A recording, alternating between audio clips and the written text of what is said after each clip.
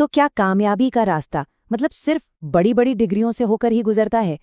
आज ना हम एक ऐसी ही जबरदस्त बहस को समझने की कोशिश करेंगे जो सफलता, शिक्षा और हमारी अपनी पहचान से जुड़े बड़े गहरे सवाल खड़े करती है। चलिए इस सवाल की तह तक चलते हैं। ये पूरी बहस एक बहुत ही आम लेकिन उतनी ही मुश्किल धारणा को चुनौती देती है, और वो ये कि क्या एक अच्छी जिंदगी जीने के लिए अच्छी डिग्री का होना ही सब कुछ है। तो चलिए पहले हिस्से पर आते हैं। एक खटकने वाली बात। पता है कभी कभी क्या होता है, एक छोटी सी बात, एक चुभती हुई टिप्पणी, और वो हमारे सोचने का पूरा नजरिया हिलाकर रख देती है। और यहाँ भी बिल्कुल ऐसा ही होता है।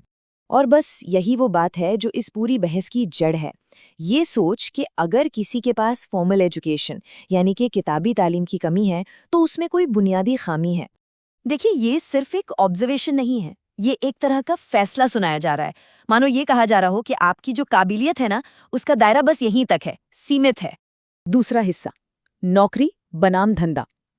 लेकिन इसके बाद जो जवाब आता है ना, वो इस बहस का पूरा रुख ही पलट देता है। अब बात डिग्री या पढ़ाई लिखाई पर नहीं रह जाती, बल्कि काम करने के दो बिल्कुल अलग अलग रास्तों पर आ जाती है।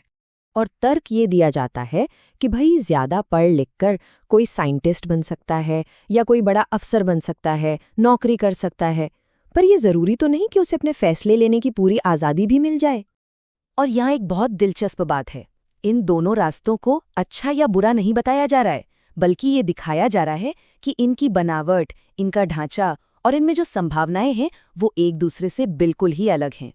यहाँ पर एक बहुत ही कमाल की बात कही गई है, सामने पूरा दरिया पड़ा है। सोचिए जरा, ये एक इतनी मजबूत मिसाल है ना, जो इस पूरे जवाब की कह सकते हैं जान है। एक बंधी बंधाई नौकरी की तुलना मौकों के एक अंतहीन समंदर से की जा रही है।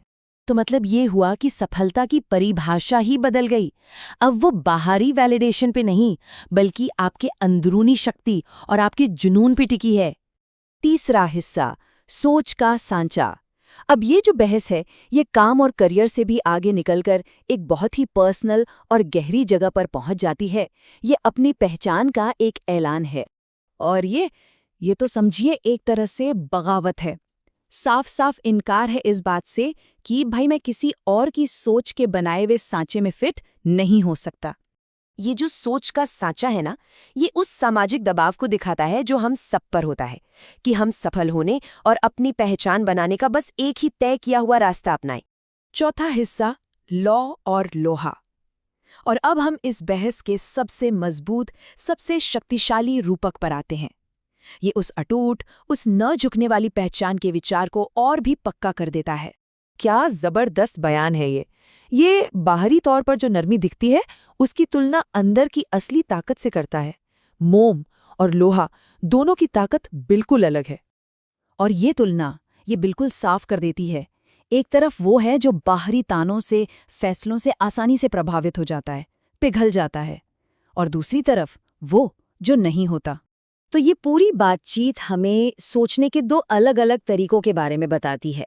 एक नजरिया है जो डिग्रियों और तय रास्तों को अहमियत देता है, जबकि दूसरा खुद के दम पर कुछ करने की असीम क्षमता पर भरोसा करता है।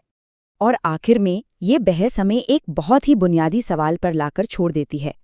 हमारी सफलता को आखिर तय कौन करता है, समाज या हम खुद? हमारी अपनी कीमत तय करने का हक आखिर है किसके पास?